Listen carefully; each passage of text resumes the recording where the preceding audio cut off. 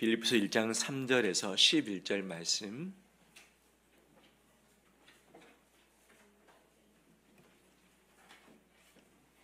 한 절씩 교독하겠습니다. 내가 너희를 생각할 때마다 나의 하나님께 감사하며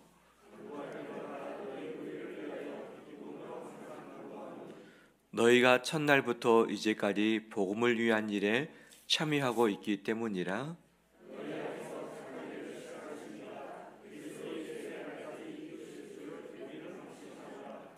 내가 너희 무리를 위하여 이와 같이 생각하는 것이 마땅하니 이는 너희가 내 마음에 있음이며 나의 매임과 복음을 변명함과 확정함에 너희가 다 나와 함께 은혜에 참여한 자가 됨이라.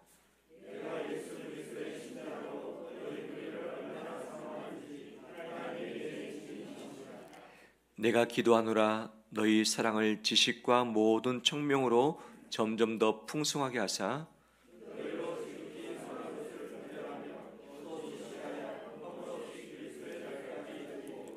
같이 읽겠습니다. 예수 그리스도로 말미암아 의의 열매가 가득하여 하나님의 영광과 찬송이 되기를 원하노라. 아멘. 사랑하고 축복합니다. 우리 가까이 있는 서로 인사 나눌까요? 잘 오셨습니다. 축복합니다.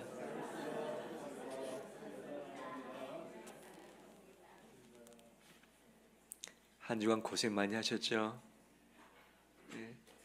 삶이 녹록지 않고 또 우리 삶 여러 가지 많은 풀이할 문제들에 쌓여서 머리도 복잡하고 마음도 무거울 수 있고 또 게다가 몸까지 편치 못하고 아플 때에 많이 쉽지 않을 것입니다. 그럼에도 오늘 주님을 향해서 나온 그 발걸음이 복됩니다. 하나님만이 우리의 소망이시고 위로자 되십니다. 저 앞에 나오신 우리 성도를 주의 사랑으로 축복합니다. 오늘도 말씀을 통해서 우리가 저 앞에 서길 원하고 하나님이 주시는 그 새 생명의 역사가 우리 안에 싹 트오르길 간절히 원합니다. 오늘 아침 교회를 향해서 오는데 봄비가 내리더라고요. 봄비 얼마나 참 마음이 좋은지. 이 들에 풀과 나무들이 그토록 비를 기다렸을 터인데 그들은 잠잡고 잠자는 것처럼 보여졌던 그들이었지만 이 단비를 통해서 그들이 새로운 숨을 쉬고 그 잎을 내고 장차 꽃도 피게 될 것이죠. 산천이 춤을 추듯이 너무 좋다라는 소리가 귀에 들릴 정도 마음이 참 좋았는데 우리 온 성도들 새 봄을 지금 맞이하고 있는데 우리 심령의 귀한 영적인 충만함과 단비와 피어나는 것들이 가득가득하길 간절히 축원합니다. 혹시 다리가 부러져 본 적 있으신가요? 또는 팔이 부러진 적 있으신가요? 한번 손을 들어볼까요? 나는 다리나 팔이나 어떤 부분이 부러져 본 적이 있다. 한번 손 들어보십시오. 와, 생각보다 많네요. 나는 평생 동안 아직까지는 부러져 본 적이 없다. 손 들어보십시오. 아우 할렐루야. 이분들은 감사금 내셔야겠네. 다리와 팔을 다쳤을 때 어떠했습니까? 많이 불편했죠. 생명에는 지장이 없을지언정 먹는 것, 일하는 것, 씻는 것, 이 모든 것들이 불편하죠. 달려가고 싶어도 달려갈 수 없고 두 손으로 뭔가를 들고 싶어도 들 수 없고 예전에는 몰랐지만 다치고 난 다음에 두 손 두 발이 건강한 것이 얼마나 참 귀한 감사인지 분명 깨달았을 것입니다. 우리 뭔가가 부러지면 우리 삶이 불편하고 쉽지 않게 되어지는 것이죠. 팔, 다리 정도면 괜찮겠지만 내 온 몸 가운데 어느 부분이 고장이 나든지 그것 때문에 내 인생이 막 묶여 있을 때가 있죠. 그때는 마음도 많이 힘들고 이것에 대해서 돈도 많이 들어가고 길어지면 가족들의 마음도 싱숭생숭해지면서 가정의 분위기가 우울한 모두 가운데 들어가게 되어지는 것이죠. 마음에 짜증도 나고 관계도 좋지 않게 되는 일들이 발생합니다. 이런 그 가운데 있는 시대가 오늘날 우리의 삶인데 하나님의 풀어주신 역사, 깨끗게 하심과 자유케 하심의 역사가 우리 성도 가운데 가득하길 간절히 소망합니다. 돈에 묶여 있으신 적 있으시죠? 돈이 다급해서 정말 써야 되는데 쓰지 못할 때, 이것이 먹는 것과 직결될 때, 그것 쓰지 못하면 당장 끼니를 굶어야 될 때에 마음이 많이 서글프고 눈에 피눈물이 날 수밖에 없죠. 나는 좀 못 먹고 못 쓴다 할지라도 내가 돌봐야 할 내 사랑하는 가족, 내 자녀가 함께 그 돈에 묶여 있어서 뭔가를 하지 못할 때 마음이 다 녹아져 버린 것이 우리 부모의 마음이기도 하는 거죠. 그토록 애를 쓰고 세웠던 내 직장 사업장이 이 돈이 융통이 되지 않아서 문을 닫아야 할 때 얼마나 가슴이 많이 아프죠. 저희 시찰에 나이가 지긋으신 목사님 한 분이 계십니다. 그분이 하시던 말씀입니다. 난 젊은 청년이 개업 예배를 1년 2년만 한 번씩 드린대요. 1년 2년만 개업 예배를 드린대요. 하나님이 도와주시더라고요. 그런데 그분이 개업 예배뿐만 아니라 무슨 예배를 드리는가? 폐업 예배. 개업 예배를 드리는 것은 이해되는데 폐업 예배를 드렸다는 이야기는 제가 잘 듣지 못했습니다. 근데 개업 예배 때는 그래도 희망이 시작되니까 분위기가 되는데 폐업 예배 드릴 때 가기 싫대요. 가서 무슨 말씀을 전해야 되는지, 가서 어떻게 기도를 해줘야 되는지 고통스럽고, 근데 그 젊은 성도가 폐업 예배를 꼭 들어달라고 요청한대요. 그런데 한 10년간 개업 예배를 드리고 나서 폐업 예배를 드린 적이 없대요. 희한하죠. 그분이 드디어 대성했습니다. 대성. 그분이 교회 가운데 큰 힘이 되어주고 있고 선교에 박차를 가고 있고 정말 선한 일들을 지금 너무 많이 하고 있는데, 이 1년 2년마다 한 번씩 들었던 개업 예배, 폐업 예배를 반복했는데 지금은 반복하지 않아서 얼마나 감사할지 모르겠다라고 이야기를 하고 있습니다. 그 기업이 어딘가 들으시면 다 아시는 기업인데 정말 그런 것도 있다. 근데 내 직장 사업장을 문을 닫고 퇴직하고 은퇴를 하고 그만둬야 될 때 참 막막하기도 합니다. 이것이 묶여 있으면 마음도 위축되고 온 가족들이 생기가 없어지고 밥맛도 없어지고, 지인을 만나고 싶어도 내가 뭔가가 당당함이 있어야 만나는데 만나기 싫기도 하는 거죠. 또 나가게 되면 돈 써야 되니까 나가지 못하고 그냥 집 안에 또는 혼자만 외톨이로 그냥 숨어버리는 일들이 분명 우리 가운데 있는 것이죠. 우리 인생 여정 가운데 건강의 문제, 관계의 문제, 신앙의 문제, 돈의 문제, 진로의 문제, 직장의 문제, 이것들이 묶여 있거나 갇혀 있거나 매어 있거나 하는 데가 분명 있는 것이죠. 제가 언급했을 때 이것들이 지금 하나도 내게 묶여 있지 않다, 하나도 내게 해당되지 않는다, 정말 감사한 경우. 근데 이런 경우는 거의 없다. 뭔가가 묶여 있어요. 뭔가가 갇혀 있어요. 이것 때문에 계속 내 마음이 불편합니다. 왜? 그것만 보여요. 묶여 있지 않은 99가지가 있는데 현재 갇혀 있는 한 가지가 내 마음을 꽉 묶어 놔서 자유롭게 생각하지도 못하게 하고, 그 다음에 내 미래를 꿈꾸지 못하게 하고 관계에 원활치 못하게 해버리는 이런 일들이 많이 발생하는데, 이것들을 어떻게 풀어낼 수 있겠는가? 어떻게 이것을 극복할 수 있게 되었는가? 우린 기도합니다. 문제 없길 원합니다. 사건 사고 안 당하길 원합니다. 형통하길 원합니다. 하나님께서 주시는 그 귀한 행복과 위로가 우리 가운데 가득하길 원합니다. 기도하지만 그 기도가 좀처럼 응답이 다 되기 쉽지 않습니다. 우리가 주님 앞에 설 때까지, 이 세상 떠날 때까지 매임과 갇힘과 고통은 늘 우리 가까이에서 나를 꽉 눈을 뜨고서 바라볼 것입니다. 이것들이 어떻게 내 인생을 전체를 묶지 않도록 할 수 있을 것인가? 이 부분을 오늘 말씀을 통해서 함께 살펴보기를 합니다. 지난주에 말씀드렸던 것처럼 이 빌립보서 말씀은 바울이 로마 감옥에 있으면서 썼던 글이라 말씀을 드렸습니다. 1장에서 뿐만 아니라 4장에 걸쳐서 빌립보 편지를 쓰면서 바울이 내가 갇혀있다, 내가 매어있다, 내가 자유가 없다, 내가 너희를 간절히 보고자 원하지만 언제 볼 줄 알지 못하겠다라고 이야기하고 있는 것이죠. 감옥에 다녀오신 분 혹시 계신가요? 저희 아버님이 예전에 교도소에서 생활을 하시고 나오신 적이 있어요. 버스 운전을 하시다가 큰 사고를 하셨죠. 그래서 그것으로 말미암아 따로 돈으로 변제할 수 없어서 그냥 교도소에서 시간을 보내셨죠. 그때 저희 가정은 만신창이가 됐습니다.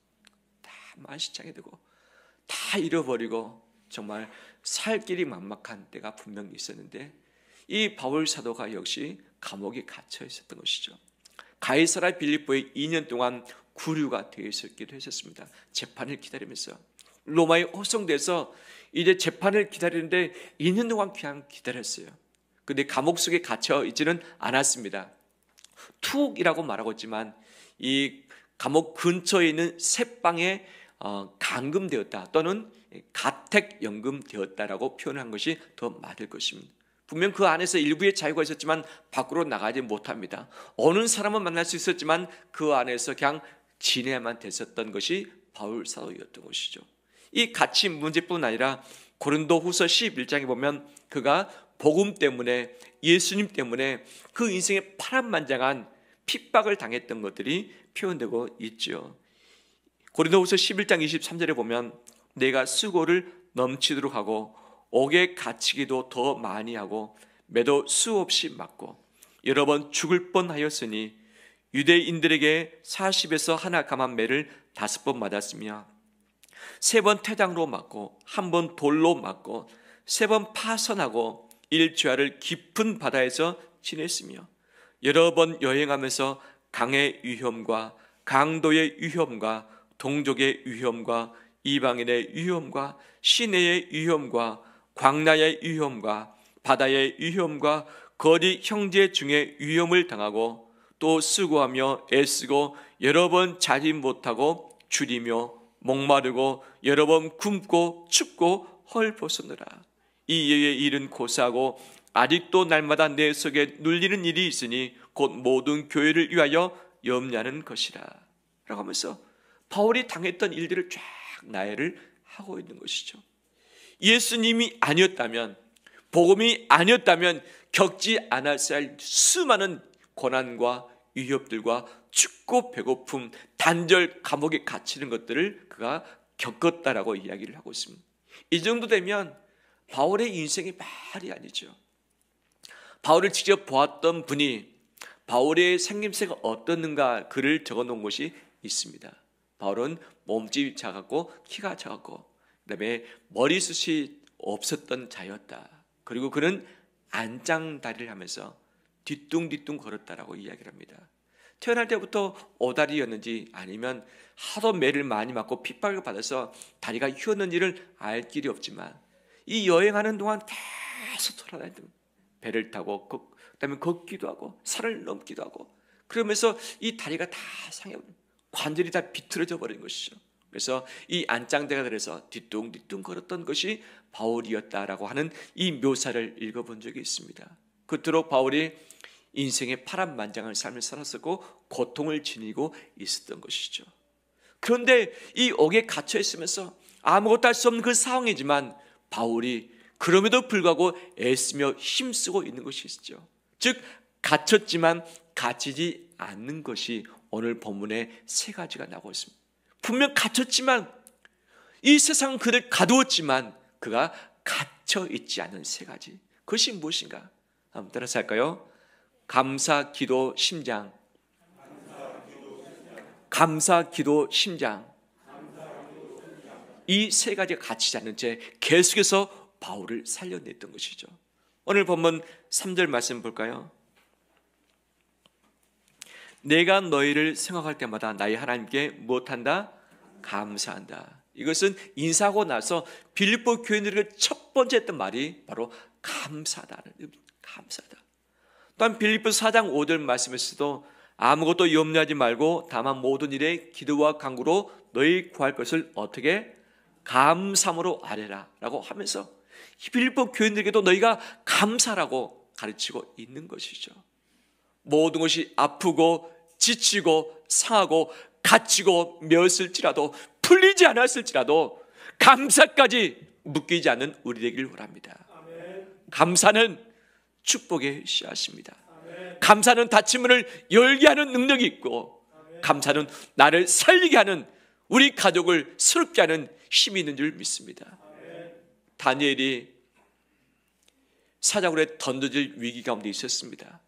이제 모든 직분을 빼앗기고 죽음에 내몰리게 되었을 때에 그는 자기 집 다락으로 올라가서 예루살렘으로 향하는 문을 열고서 하루에 3번 하나님께 기도하면서 무엇하였더라? 감사하였더라 라고 하고, 죽을 걸 알면서, 그의 생애가 마지막인 것을 알면서 심히 마음으로 고달프고 힘들고 지쳤겠지만 하나님께 감사하는 것을 놓치지 않고 문을 열고서 했다고 하는 사실이죠. 골로새서 2장 7절 말씀에 역시 감옥에 있으면서 편지글을 썼던 것이죠. 골로새 지역에 있는 교회에 그 안에 뿌리를 박으며 세움을 받아 교훈을 받은 대로 믿음에 굳게 서서 감사함을 넘치게 하라. 감사함을 넘치게 하라.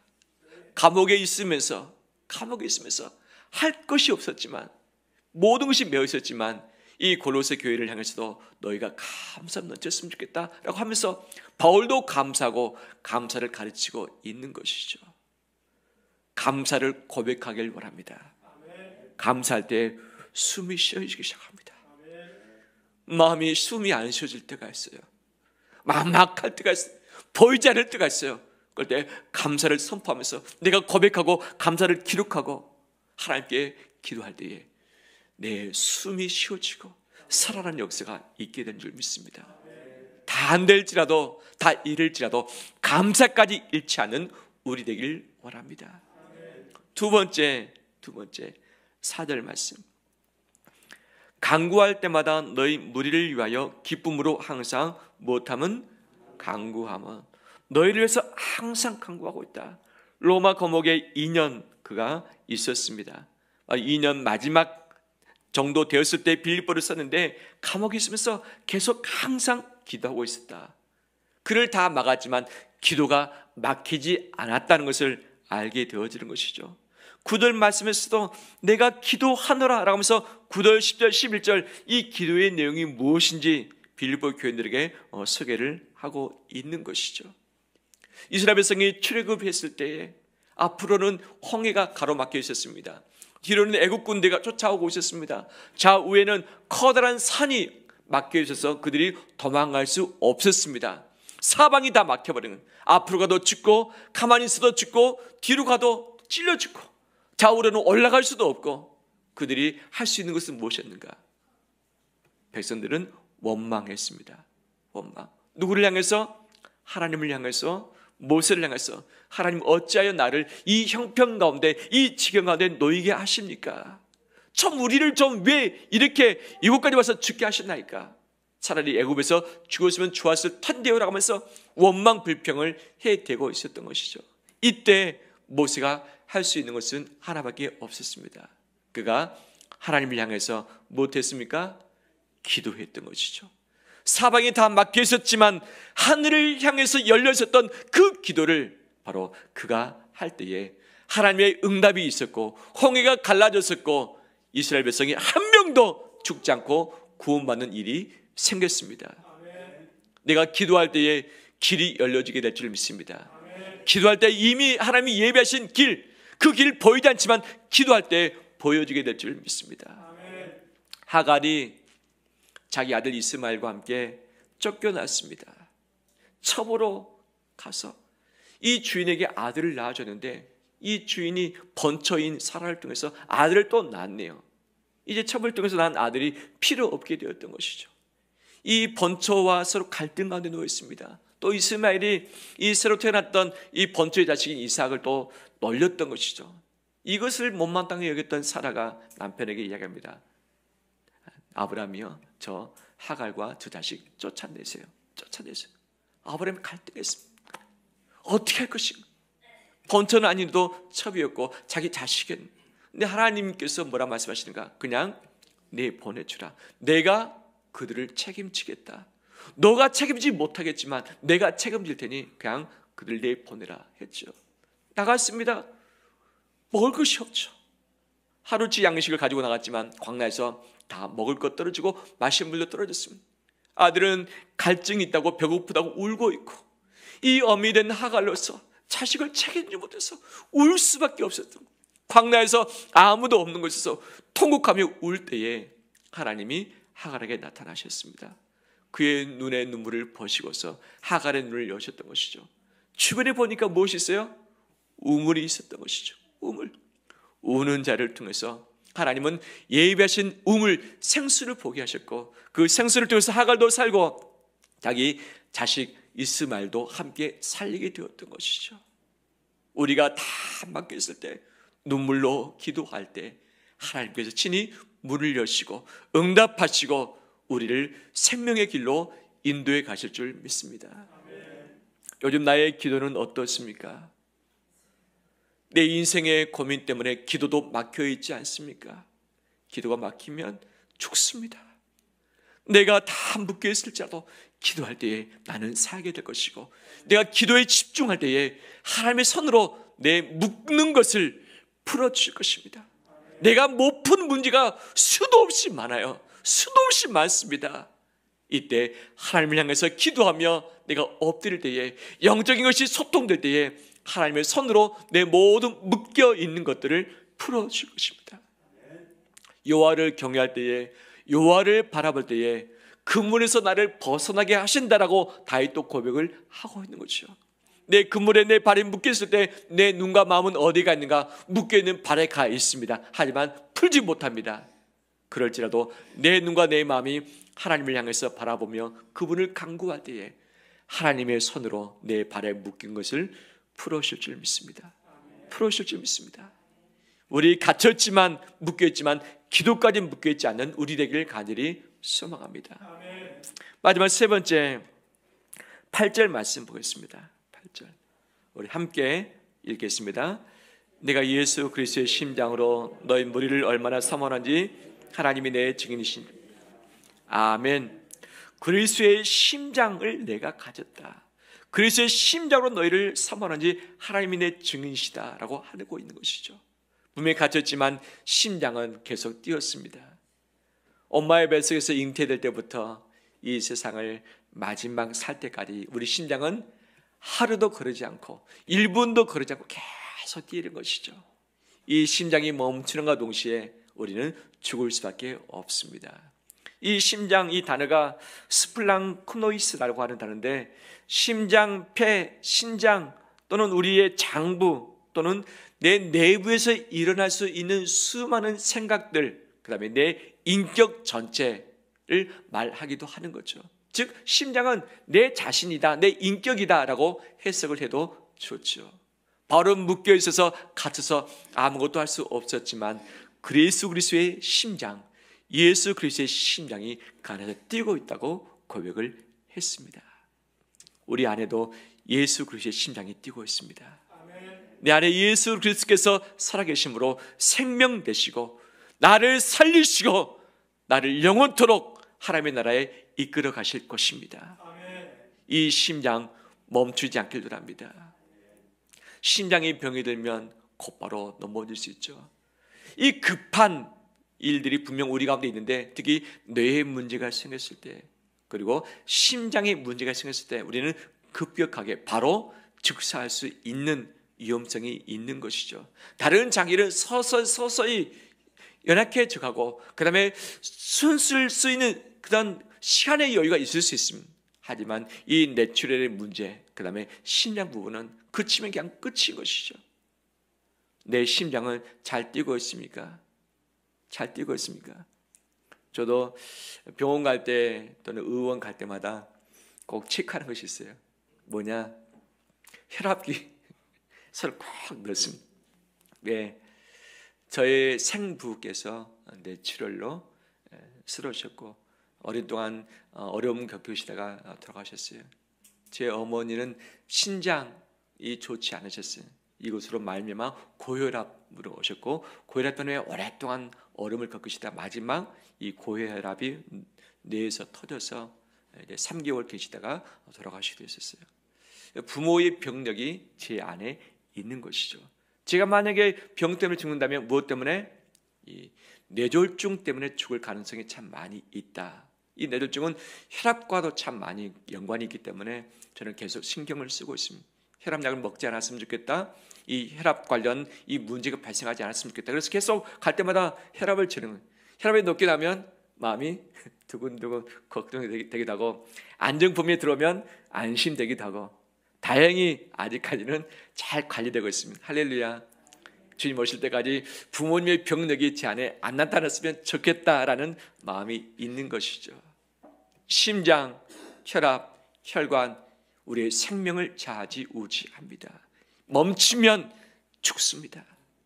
예수 그리스도의 심장이 내 안에서 계속해서 건강하게 작동하길 원하고 내 온몸에 생명과 산소를 불어넣어주고 모든 찌꺼기를 걸러주는 역할을 계속해 나가길 간절히 원합니다.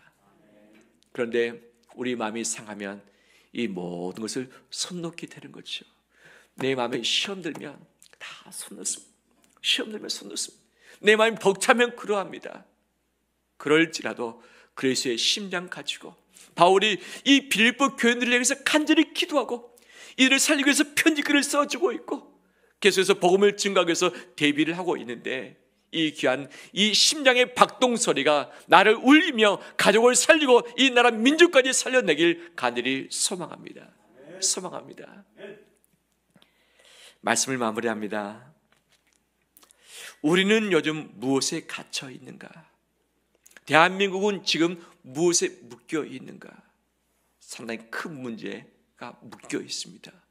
어떻게 이것이 풀려나게 될 것인가? 그 어떤 누구도 장담하지 못하고 있고 이것으로 나라가 많이 분열 가운데 있어서 우리 온 국민은 불안해하고 있습니다. 나라가 이렇기 때문에 내 직장은 사업장도 잘 안 될 것이다. 분명 큰 영향을 좀 많이 받고 있습니다. 우리 교육 문제, 자녀 문제, 내 개인의 문제 모든 것이 불안정한 가운데 있기도 합니다.